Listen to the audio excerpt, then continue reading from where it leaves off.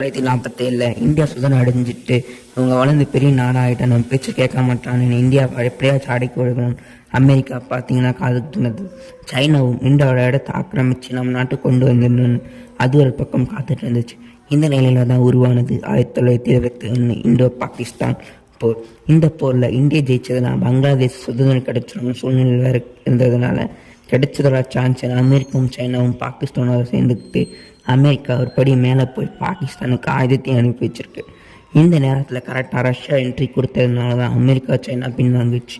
India Pakistan போரில் நடக்கிற சூழ்நிலையில் ஆப்போசிட்டில் பாகிஸ்தானோட 2000 சோல்ஜர் இந்த இப்போ அமெரிக்கா கொடுத்த மிலிட்ரி டேங்க் வச்சுட்டு இருந்தாங்க. ஆனால் வெறும் 120 இந்தியன் வீரர்கள் மட்டுமே இருந்தாங்க.